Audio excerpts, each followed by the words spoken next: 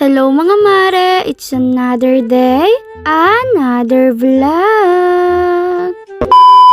Ngayong araw nga mga mare ay nandito na naman nga kami sa may Toy-Toyan. Yes mga mare, dahil wala din naman ginagawa ngayon si Joeng mga mare, kaya ayan nagpasyal na naman nga kami. At dahil wala ring trabaho itong mga barkada ko mga mare, kaya ganito na nga lang din ang aming ginagawa. Ayan kamote nga mga mare ay nakuha nga sa pinagtratrabahoan nga ni John Ray sa may bundok. At dahil madami-dami nga din yung nakuha nga ni John Ray mga mare, kaya napag-isipan na nga lang din ni Joeng na lutuin nga yung iba. Buti na nga lang din talaga mga mare at wala pa rin talagang pasok sa ngayon. Kaya ayan mga mare, ini-enjoy na nga lang din muna namin. Kaya bibilis talaga magdesisyon itong mga tropa ko mga mare. Nakita nga lang din nila yung kamote mga mare, tapos bigla na lang silang may naisip na lulutuin. Gagataan nga daw kasi nila ito mga mare at namimiss na nga din daw nila yun. Tataka pa nga ako kanina mga mare kung paanong luto nga yun, dahil ang tagal-tagal ko nang hindi nakakatikim nito. Pero yes mga mare, naalala ko na nga mga mare na nakatikim na nga ako ng ginataan na kamote at dun nga yun kila nanay. Buti na nga lang din mga mare at mabilis lang din nila tong hugasan at linisan dahil free talaga yung tubig nila dito. Galing talaga sa bundok yung tubig nila dito mga mare, kaya ayun naiinom nga din mga mare at sobrang linis talaga. At habang busy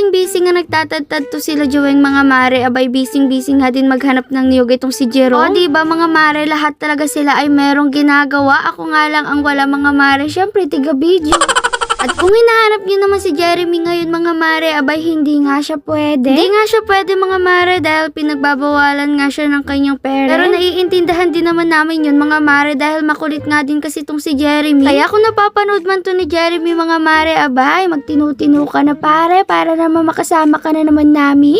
At kung si Junda naman yung hinahanap niyo mga mare, abay kay tagal na rin namin siyang hindi nakakasama mga mare. Super busy kasi nun sa life niya mga mare, abay nagpapayaman yata. Pero eme lang din naman mga mare, at kung hindi naman sila busy, abay welcome naman sila. Nakakamiss nga din kasi mga mare, lalo na nga kapag kumpleto kami. Sana nga ay matuloy na nga mga mare ang pinaplano nga din naming overnight. Sana nga mga mare ay matuloy na nga lang din bago nga magpasukan mga mare, dahil hirap na rin talaga kaming sumama mga mare kapag pasukan na nga. Kasi magkakaiba na kami na schedule nun mga mare. Kaya ngayong June nga mga mare ay talaga namang pinagplaplanuhan na nga namin na sana nga ay matuloy talaga. So back to the video na nga lang din tayo mga mare, at tapos na nga lang din matadtad itong kamote. At tapos na nga lang din balatan ni John Ray yung nyog mga mare, kaso hindi ko na nga lang din nabidyuhan pa mga mare at sobrang bilis nga niya. Eh hiya nga daw kasi siya mga mare na makita pa yung mukha niya dito sa vlog.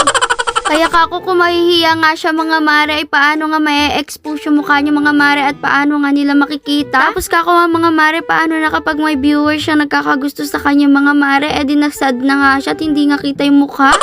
O diba mga mare, todo talaga ang kanilang galawan. Merong nag-iigib, meron naman dito nagkakayod din ng